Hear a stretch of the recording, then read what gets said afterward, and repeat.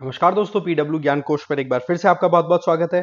दोस्तों, आपको पता है कि अभी हरियाणा और जम्मू कश्मीर के जो इलेक्शंस हैं उनके परिणाम मोर और लेस डिक्लेयर हो चुके हैं। तो पॉइंट हमारे सामने ये आता है कि अभी ये रिजल्ट्स किस तरीके से आए हैं। बेसिकली सबसे बड़ी बात तो ये है कि हरियाणा में जो एक्सपेक्टेशन थी ना, उसके बिल्कुल उलट रिजल्ट आए हैं। बताया जा रहा था कि भाई 28 के लगभग सीटों पे बीजेपी सिमट जाएगी, बट अभी रिजल्ट जो देखे गए हैं उसमें पता क्या पड़ रहा है कि बीजेपी के पास में अराउंड 49 से 50 सीट्स हैं, वो फाइनल होती हुई दिखाई दे रही हैं। वहीं जम्मू एंड कश्मीर की बात करें तो वहां पर भी इलेक्शंस में कुछ ऐसा रिजल्ट देखने को मिला है जिसमें महबूबा मुफ्ती की जो पार्टी है पीडीपी, वो लगभग लगभग साफ है। वहीं पर नेशनल कॉन्फ्रेंस ने अच्छा खासा परफॉर्म किया है।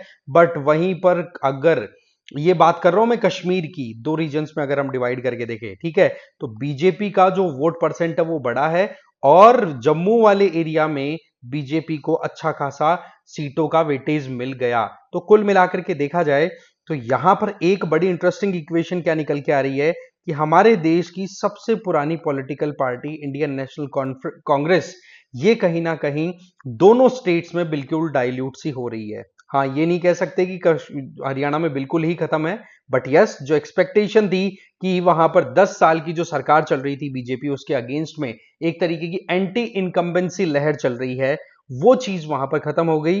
पता पड़ा कि लगातार तीसरी बार बीजेपी वहां पर सरकार बनाने वाली है। ये तो उलटफेर बड़ा ही गजब हुआ है। देखो, अब देखो, कल तक जो एग्जिट पोल्स थे वो ये कह रहे थे कि बीजेपी को जो है हरियाणा असेंबली के अंदर 15 से 29 सीटें मिल जाएंगी और कांग्रेस को 44 से 54। अब यहां पर मामला हो गया उल्टा, ये तो हो गई डाउन और ये हो गई आपकी अप। सिमिलर मैनर में अगर देखें तो जम्मू कश्मीर के लिए इन्होंने नेशनल कॉन्फ्रेंस और कांग्रेस के लिए ये बोला था कि 35 से 45 सीटें, ये बिल्कुल सही जा रहा है, और बीजेपी के लिए 24 से 34, ये बात बिल्कुल सही है। तो जम्मू एंड कश्मीर वाली बात तो मोर और लेस सेटल हो गई, बट हरियाणा असेंबली वाला मामला पूरा बिल्कुल प्रिडिक्शन ही गलत चला गया। तो ऐसे में हम देखते हैं कि अभी हरियाणा में क्या इक्वेशन कर गई काम और कैसे अपने लेवल पे इन्होंने परफॉर्मेंस दी है। तो हरियाणा की अगर बात करें तो ये 90 सीट्स के ऊपर इलेक्शंस हुए। उन 90 सीट्स का ब्यौरा यहां पर है कि 49 सीट्स तो मोर और लेस बीजेपी के हत्थे लग रही है, 36 कांग्रेस। इसके अलावा आईएनएलडी जो कि चौटाला फैमिली से एसोसिएटेड हो गई है ना, तो उनको 2 सीटें। लगभग लगभग एक बड़ी इंटरेस्टिंग चीज क्या निकल के आ रही है इन चुनावों के अंदर कि जो डायनेस्टिक फैक्टर था ना, वो मोर और लेस खत्म होता हुआ दिखाई दे रहा है। इसका मतलब ये हो गया कि मुफ्ती फैमिली से जो चुनाव लड़े हैं वो हार गए। हाँ, अब्दुल्ला फैमिली से उमर अब्दुल्ला फिर भी जीत गए हैं। और इधर जो हरियाणा में चौटाला फैमिली का जो राज होने का स्कोप दिख रहा था जाट कम्युनिटी के आधार पर, वो बिल्कुल यहां पर खत्म हो गया है। वहीं दूसरी तरफ अगर नजर डालो वोटिंग परसेंट पे, तो कांग्रेस और बीजेपी की वोटिंग परसेंट आप क्या देखते हो कि लगभग लगभग बराबर सी है। 40% के लगभग बीजेपी के पास है और लगभग 40% ही कांग्रेस के पास है। बट सवाल ये आता है कि इतना फिर सीटों में डिफरेंस कैसे आया। इसके पीछे लॉजिक है कि हमारे यहां पर वोटिंग का जो मेथड हम यूज करते हैं, that is first pass the post, FPTP concept पे हम चलते हैं कि भाई जितने भी कैंडिडेट चुनाव लड़ रहे हैं उनमें सबसे ज्यादा वोट किसके पास है वही जीत जाएगा, चाहे फिर वो एक वोट से ही क्यों ना जीत रहा हो। तो ऐसे में जब 3-4 कैंडिडेट्स के बराबर बराबर से वोट आने लग जाते हैं और उनमें सिर्फ 1 या 2 वोट या कुछ मार्जिन से एक बंदा आगे निकल जाता है, तो उसी को आप विक्टर डिक्लेयर कर देते हो। तो कई बार इस बात को लेकर के भी सवाल आता है कि यहां पर अगर voting percent Indian national Congress और बीजेपी की सेम है, तो यहां पर सीटों का जो शेयर है वो भी बराबर ही होना चाहिए था, लगभग लगभग, है ना। तो ऐसे में एक ऑप्शन निकल के आता है, that is proportional representation mode. But सवाल ये आता है कि इस मोड को इंप्लीमेंट करना बड़ा मुश्किल होता है, क्योंकि इसकी कैलकुलेशन बड़ी मुश्किल है, एक आम आदमी के लिए समझना मुश्किल है। और हमारे देश में अभी भी लिटरेसी लेवल बहुत कम है वोटिंग देने में। प्रोपोर्शनल रिप्रेजेंटेशन को अगर इंप्लीमेंट करेंगे तो ऐसे में बहुत मुश्किलें हो सकती है। तो अभी भी हम कहीं ना कहीं first pass the post method पे कंटिन्यू कर रहे हैं, जो कि हमने ब्रिटिश मॉडल से अडॉप्ट किया हुआ है। तो ये तो हो गई देखो हरियाणा की स्टोरी, जो कि बिल्कुल उलटफेर हो गया। एक्सपेक्टेशन कुछ और थी, आ गया कुछ और। वहीं पर अगर जम्मू एंड कश्मीर की बात की जाए तो वहां पर जम्मू वाले एरिया में तो देखो भारतीय जनता पार्टी गजब के लीड ले चुकी है।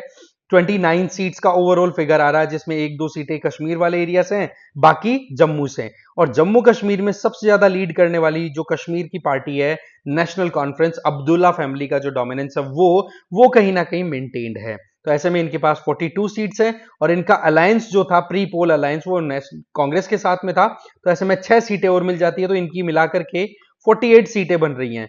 और रिमेनिंग जो सीटें हैं वो आप यहां पर देख ही सकते हैं, जिसमें पीडीपी के पास में तो सिर्फ 3 सीटें रह गई। बट एक इंटरेस्टिंग चीज क्या निकल के रही है, वोटिंग परसेंट की अगर बात करो ना, तब आप क्या देखोगे, सबसे ज्यादा नंबर 1 पे कौन है, बीजेपी।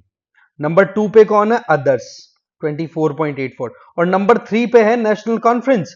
तो ये क्या शो करता है कि बीजेपी के पास में वोट शेयर जो है वो राइज हुआ है। अब यहां पर अगर बीजेपी खुश हो रही है 40% वोट लेकर के सरकार बना करके, तो यहां पर बीजेपी को वही फैक्टर दुखी भी कर रहा होगा कि हाँ जी हमारे पास में 25% वोट्स हैं, बट सीटें हमारे पास में उतनी नहीं आई जितनी आनी चाहिए थी। तो पॉइंट यहां क्या निकल के आ रहा है कि कहीं ना कहीं जम्मू कश्मीर में और हरियाणा में एक जो एग्जिट पोल का ट्रेंड था उसमें बिल्कुल डिफरेंट आउटकम हमें देखने को मिल रहा है। अब देखो यहां पर हमें थोड़ा सा ये देखना होगा कि कारण क्या है कि इस तरीके की चीजें ये काम कर गई। सबसे पहले हम देखो हरियाणा को एनालाइज करेंगे। सबसे पहली चीज तो ये आती है यहां पर निकल के कि हरियाणा में राहुल गांधी ने कुछ ऐसे स्टेटमेंट्स दे दिए थे, या फिर उनसे जब इंटरव्यू किए गए तो पूछा गया कि रिजर्वेशन पे आपका क्या सोचना है, तो उन्होंने ये कह दिया कि रिजर्वेशन पे के बारे में हम विचार करेंगे।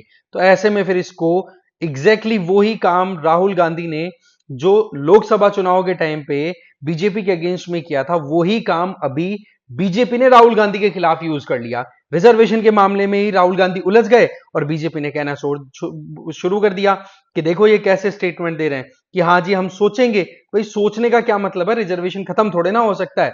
एग्जैक्टली ये हथियार ही राहुल गांधी ने बीजेपी के खिलाफ में आपने देखा होगा लोकसभा चुनाव में यूज किया था। तो ऐसे में पहले तो बीजेपी को नुकसान हुआ था लोकसभा चुनाव में, अब यहां पर आईएनसी को नुकसान हो गया कहां पे, यहां पे भी हरियाणा में, कि हाँ भाई राहुल गांधी तो सोचेंगे, इसका मतलब रिजर्वेशन खत्म कर सकते हैं।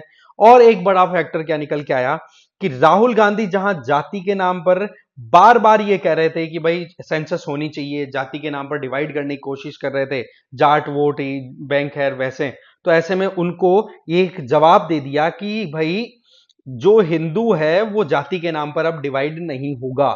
तो इस पॉइंट ऑफ व्यू से कहीं ना कहीं हिंदू फैक्टर के चलते एक बहुत बड़ा सपोर्ट निकल के आया, जिसमें रिसेंट टाइम पे आप देख सकते हो डिफरेंट स्टेटमेंट्स भी आए थे बीजेपी के लीडर्स की तरफ से।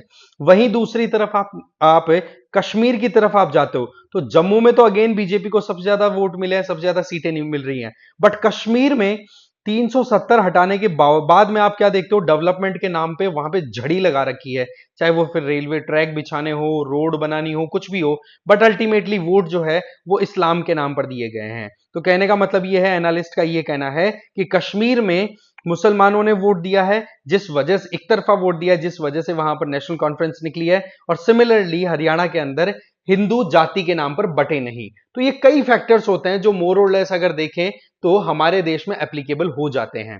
और रही सही में एक बड़ी इंपॉर्टेंट चीज क्या निकल के आ रही है कि जब नरेंद्र मोदी सरकार बनी थी तो उन्होंने 100 दिन का अपना एक एजेंडा सेट किया था कि हम क्या करने वाले हैं।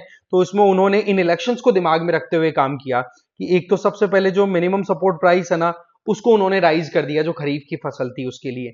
तो ये फैक्टर एक तो प्लस काम कर गया रबी की फसल, तो खरीफ नहीं रबी की फसल के लिए, जिसकी बुआई अब होगी। इसके अलावा मिडिल क्लास के लिए फेवरेबल काम कर दिए, टैक्स स्कोर इनको रिव्यू करने का काम जो कर दिया था, आपको पता हो तो जीएसटी वाला। और एक सबसे बड़ा फैक्टर था अग्निवीर का, क्योंकि आपको पता है हरियाणा से बहुत सारे सैनिक हमारे यहाँ पे आपको पता है सेना में ज्वाइन करते हैं, तो उन लोगों को अग्निवीर को लेकर के बड़ी डिसअपॉइंटमेंट थी कि भाई हम तो अग्निवीर के अंदर सर्विस देने के बाद में हटा दिए जाएंगे, केवल 25% को रखा जाएगा, बाकी को निकाल दिया जाएगा। तो बीजेपी ने क्या कर दिया वहां पे सेंट्रल गवर्नमेंट की तरफ से कि अग्निवीर की स्कीम के थ्रू जो भी सेना में जाएंगे उन लोगों के लिए जो सेना छोड़ेंगे ना, अग्निवीर का जो स्कोप है वो खत्म होने के बाद में, क्योंकि 25% को रिटेन करेंगे, बाकी 75% चले जाएंगे, तो उन 75% को 10% रिजर्वेशन मिलेगा गवर्नमेंट जॉब में। तो ये कई मास्टर स्ट्रोक्स थे जो ओवरऑल काम कर गए इस पूरे, आप कह सकते हो इस पूरे सिनेरियो में। अब आपसे एक सिंपल सी मैं एक सवाल करना चाहूंगा कि आप खुद सोचो, एक बार बताओ मुझे कमेंट बॉक्स में कि कश्मीर में आर्टिकल 370 हटा दिया, उसके बाद में भी क्या कहीं ना कहीं आर्टिकल 370 दिमाग में सेट है, जिसके चलते डेवलपमेंट को हाशिए पे रखते हुए फिर बाद में वोटिंग की गई है। दूसरा सबसे इंपॉर्टेंट चीज, ये जो हिंदू मुस्लिम फैक्टर है ये एक रियलिटी है। तो ऐसे में क्या किया जाए जिसके चलते जो हमारा एक सेक्युलर आइडिया जिस पे हम रन कराना चाह रहे हैं हमारे देश को या रन कराते हैं वो मेंटेन रहे। तो ऐसे में आप अपनी राय जरूर कमेंट बॉक्स में दें। सो ओवरऑल जो मेन बात थी वो मैंने आपको समझा दी, क्या परिणाम रहे और क्या इसके पीछे कारण रहे होंगे। ठीक है, तो इस वीडियो में इतना ही था। Thank you very much for watching this video.